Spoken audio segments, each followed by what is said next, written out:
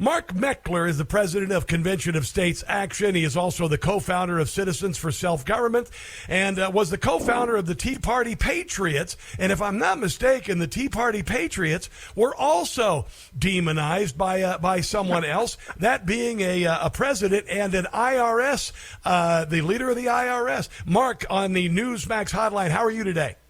I'm good. Good to be with you, Rob. Do you see history repeating itself? I mean, you had the Tea Party Patriots, the Tea Party movement, demonized by an American president, and Lois Lerner weaponizing the FBI or the IRS to demonetize groups like that before an election. Are you seeing that history is repeating itself, sir? Oh, absolutely identically. You know, back then we ended up having to bring a class action lawsuit against the IRS. They had to settle that for $3.7 million. The ability to be weaponized against the American people, there was never any kind of reform effort at the IRS to prevent that. Now they're going to stick 87,000 IRS thugs on us, and you can be darn sure they're coming after people like you and me. It is remarkable. And then you saw the speech by Joe Biden where he bathed Independence Hall in blood red. Mark, when you saw that, what were your thoughts? Fascist? Yeah. I mean, it's hard to be more blunt than that. This is the new Democrat Fascist Party.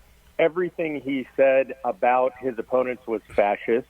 This is what they accuse us of, but they're actually operating in a fascistic manner. Mussolini said fascism was everything inside the state, nothing outside of the state, and nothing against the state.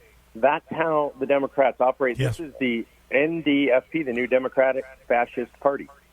And then you see the collaboration between big social media and the Biden administration, dozens of officials censoring speech with regard to COVID, with regard to Hunter Biden's laptop, the FBI involved in that, with regard to the election of 2022, which was immediately called, if you believed that there was some impropriety, that you were immediately called a conspiracy theorist, and it was called a big lie, if you believe that. This is very Stalinistic. They're even using the words of Stalin with the term disinformation, Mark.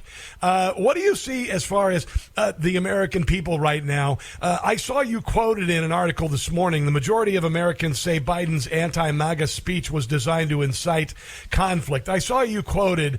You said these numbers reveal that most voters were sickened and deeply disturbed by what they saw. What else would you like to say about what they saw with regard to Joe Biden's speech and the actions of the Democrat Party this election season? Yeah, I think the polling was interesting because it shows that by a large measure, Republicans and independents were opposed to this. But, and I think this is an important caveat, Democrats liked it, and they thought it was just normal electioneering. It didn't bother them at all. Yet this is unprecedented in American history. I can say I don't recall a president, certainly in my lifetime, ever vilifying his opponents this way. The mass of American people, tens of millions who are quote-unquote MAGA Americans who voted for Donald Trump.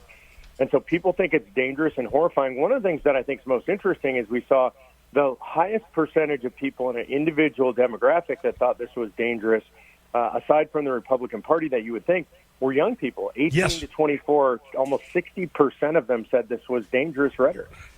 It's interesting because I think there is a line between Gen Z and millennials. Millennials, not against all millennials, but I just don't think that we're going to get any solutions to our major issues when you are looking at millennials. Millennials being the progeny, the first progeny of the class of 1968, the first generation to be brainwashed in school to hate the United States, to not say the Pledge of Allegiance, the first to kneel during the national anthem. But I do think that Gen Z really got smacked around by COVID, among other things, and I think Gen Z is a little more savvy with regard to things like this. I want to read a quote to you, Mark Meckler. This is from Voltaire. Those who can make you believe absurdities can make you commit atrocities. Like, for instance, that Republicans want women to die in back alley abortions may be an excuse for leftists to go out and vandalize crisis pregnancy centers. What do you think about that? Yeah, I think that's absolutely true. It's something I try to explain to people on the right. Mostly on the right, we don't spew a lot of hatred. We might think people are wrong. We might think their political positions are stupid, but we don't call them Nazis. We don't say that they are actual Hitler. When you say to people that we are Nazis, homophobes, racists, misogynists, etc., then you set up the precursors literally for genocide. You're dehumanizing your opponents. That's what Joe Biden did in this speech, and that's why I think it's so dangerous. Now, I did make a lot of the times, I remember bumper stickers that said George Bush was a Nazi, George Bush was Hitler, all this. It's gone around forever. But this morning I talked about Joe Biden's speech. And if you hear Joe Biden's speech and you look at and you replace MAGA Republicans with, for instance, the Jews, or in China, the Uyghurs, I want you to put this in perspective, okay? So, for instance, if you decided to say the Jews represent extremism that threatens the very foundations of our republic, or if you say the Uyghurs are determined to take this country backward, or if you say the Jews look at this country and see carnage and darkness, doesn't that kind of put things into perspective with regard to the demonization of a group? Yeah, it really does. I think the rhetoric is essentially identical. It's, again, very dangerous. And the optics were so bad. I don't know who they have setting up sets for them or lighting or camera, but the idea of having him standing there, raising his fist in front of a red and black background, which are always the color of fascists and totalitarians, is pretty outrageous and very jarring. Yeah, and again, I'm going to say this, and this quote from Voltaire is perfect. Those who can make you believe absurdities can make you commit atrocities. This goes to the 87,000 IRS agents. If you convince them that MAGA Republicans are enemy of the democracy, who do you suppose they're going to go after? Let's look at January 6th. Demonization, like absurdities, mean more extreme treatment in detention facilities without mediation afforded those in Guantanamo Bay. Let's also talk about the demonization of police, more violence as an acceptable form of fighting back against the system. All of these things are being used. All of these words are being used against those who disagree with the Democrat Party and their agenda, Mark. Yeah, they are. And people have to wake up to the fact that the Democrats have now, again, I hate to use this term, I'm not being hyperbolic, but they have become fascist. And this is actually a fascist party in the United States of America. They believe in silencing their opponents. They have this, again, absurd idea. You're talking about absurdity, that speech is violence, that it's important that disinformation is, quote unquote, censored. Yes. And so what they're trying to do is shut down their opponents, all of their opponents, including guys like you and me. When they do that, it's only a matter of time before they start throwing us in jail. We've seen that with the J6 defendants. We've seen it what they did with Peter Navarro, dragging him off an airplane, a 76-year-old professor in manacles and handcuffs. It's just outrageous stuff. That's where we're headed.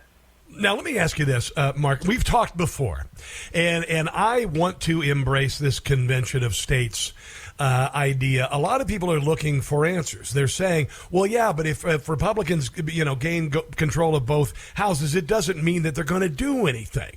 I'll tell you right now, Mark, and I think the word on the street is that people not only want people in power to be taken out of power, they want to see people prosecuted for the abuses and usurpations that they have saddled us with, including January the 6th. I want to see people go to jail for covering up Hunter Biden's laptop and throwing the election. I want to see people go to jail for some of the things that have happened. I'm afraid that Republicans won't have the balls to do it. But let me just ask you, what about the Convention of States option with both houses of Congress being Republican? Tell me about the process and what Convention of States could do to turn around our country. Yeah, the Convention of States is a method whereby we can gather as states and propose amendments to take power away from Washington, D.C., and Congress really has no role in that. Their only role is to name the time and place of convention. It's what we call ministerial or secretarial. It's nothing legal. They just name a time and place, and if they don't, we still meet. So I don't think it really changes anything to have a Congress that's controlled by Republicans in both houses, other than it might be easier to get them to name a time and place. But we really don't need that, and I think it's really important what you said. I don't expect them to do anything. I mean, the new boss is going to be the same as the old boss. We've seen this over and over with Republican Congresses. I have very low expectations. But what is the Convention of States going to do? So if we are able to do it, and what do we have to do to get it? Go ahead. Yep. So it takes 34 states to call. So far, 19 states have done so.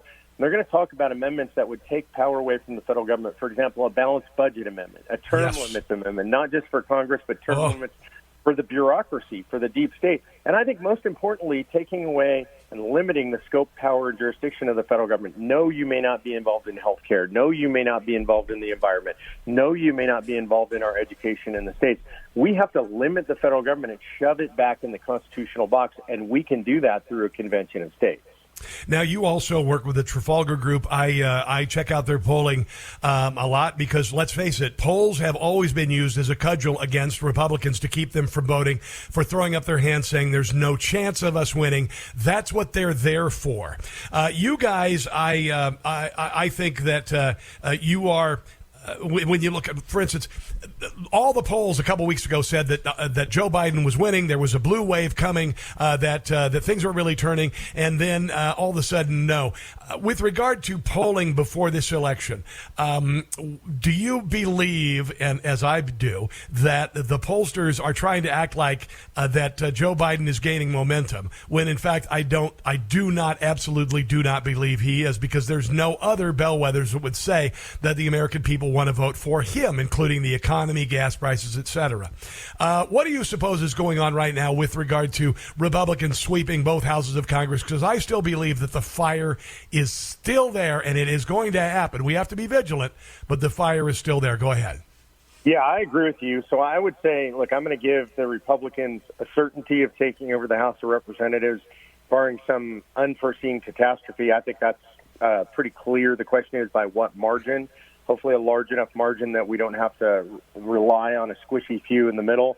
And then the Senate right now, my look at the Senate is probably 65% that it goes Republican. So I think we're looking pretty good, but I agree with you. We shouldn't take anything for granted. I do think the pollsters will work, other than Trafalgar Group and maybe Rasmussen, to suppress the Republican vote. So we have to be very careful what polls we look at. I agree. And let me ask you this, Mark, because I believe that these dominoes are falling. I believe they tried to cover up Hunter Biden's laptop intentionally. We know that the FBI actually did work with it. Officer Thibault was removed from his office a week ago Friday because of political issues. Do you suppose that these dominoes are falling with regard to covering up the 2020 election? Now we see this work between the government and the social media and the FBI. We saw it happen with the 2020 election. It's happening with Hunter Biden's laptop, with Russia collusion. It happened as well. All nonsense, FBI involved. What does your crystal ball say as far as these dominoes falling and this corruption coming out and people being held accountable for it? So I would say the dominoes are falling. The corruption is coming out, and I believe a lot of it is going to come out. As far as anybody being held accountable, I'm just not hopeful on that. Republicans have been terrible at this in the past. In my lifetime, I've not seen hearings or commissions or blue ribbon panels lead to anything substantive. I have personal experience. The IRS was investigated for targeting Tea Partiers. I was deeply involved in that situation, and nothing happened. It was pretty obvious that they illegally, unconstitutionally targeted these folks, and absolutely nobody was held accountable. So I'm not hopeful that the federal government, either party, will hold itself accountable. That's what I'm afraid of, actually. Mark, I appreciate you coming on. It's been too long since we've spoken. I would love to have you back on as a regular on the show. You are the president of Convention of States Action. Where can people go if they want to know more and they want to join the movement? Yeah, we'd love to have them at conventionofstates.com. Sign the petition, click the Take Action tab, and volunteer. Conventionofstates.com. All right, there you go. Conventionofstates.com if you want to be a part of it. Again. I'm here live in Philadelphia at the Tomb of the Unknown Soldier. When you hear the phrase lives, fortunes, and sacred honor, these are the folks we should think of, those who anonymously gave their lives. Well, today you have a chance to volunteer. You need to volunteer for conventionofstates.com, the movement that's going to save the country. These folks were willing to step up and give everything. We need you to give just a little bit. Go to conventionofstates.com and volunteer today.